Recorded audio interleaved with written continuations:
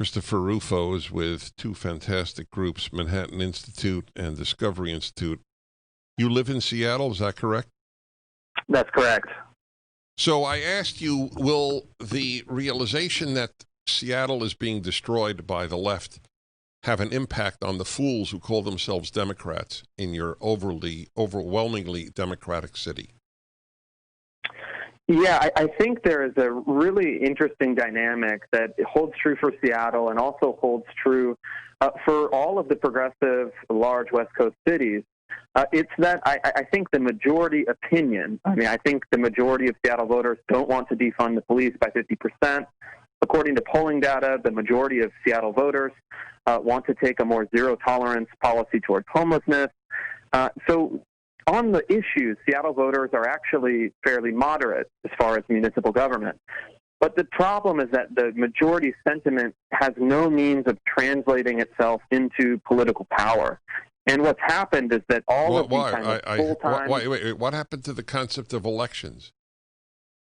This is the thing, is that you have very well-organized, very disciplined, kind of full-time activists that are representing all of the most extreme interests, whether it's the Marxist-Leninist political party Socialist Alternative that can deploy hundreds of activists to the streets, or it's the progressive kind of democratic socialist movement, or the kind of more extreme unions. And what you see is the actual political infrastructure represents the most progressive views and can really just use that political power to win council elections that are divided up. All right, I'm sorry. I'm not following. I don't care how many great activists they have.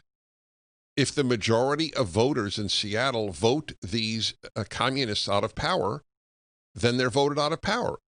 Do they not vote? Do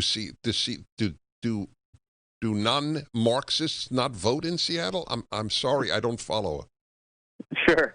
I'll try to explain the dynamic. So it's really that it's really a candidate-by-candidate election, and I'll give you an example that I think will illustrate it.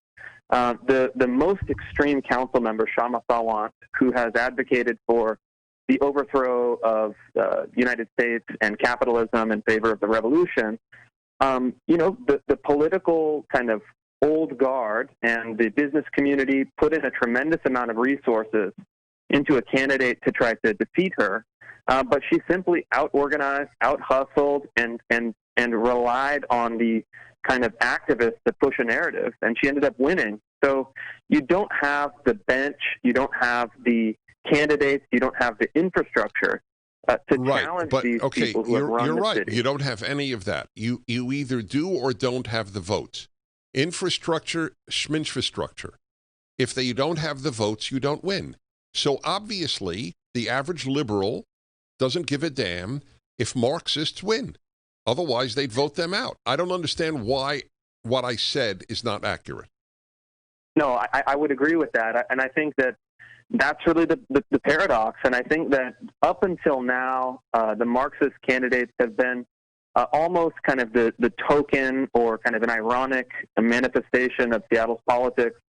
But I think you're starting to see that these Marxists are actually going to do what they've said they're going to do.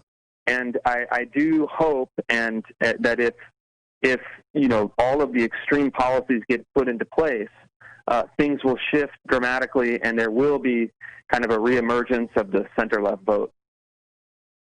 Center-left. The center-left enables the far-left to win. The center-left are cowards. Okay, all right, anyway, I'm yelling at you like you're responsible. Forgive me. I want to go back to your article about the cult-like atmosphere. You went to a civil rights commission in Seattle. Did you actually go to the meeting? No, I didn't. I filed a Freedom of Information request to get the materials from the meeting.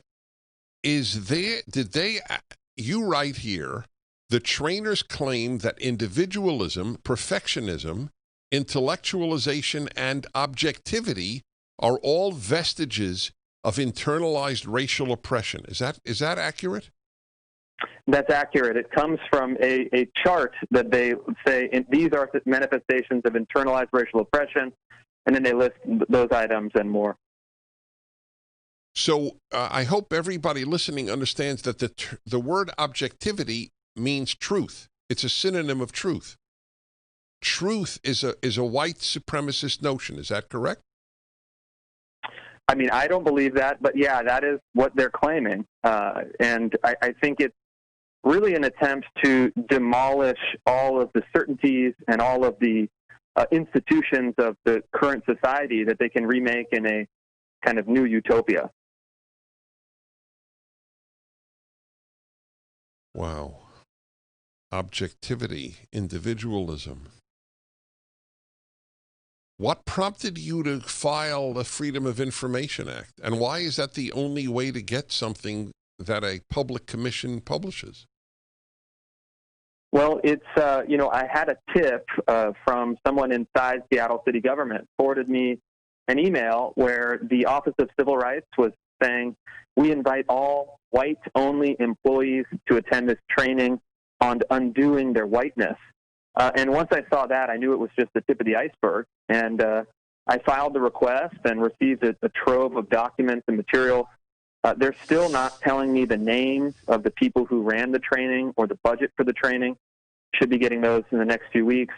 But I knew that something was going on beneath the surface. And Dennis, I think it's important for you and your listeners to understand this isn't an anomaly. The city of Seattle has put thousands of employees through these trainings, and the vendors who conduct these trainings are really all over the country. They're That's holding right. these for... I know.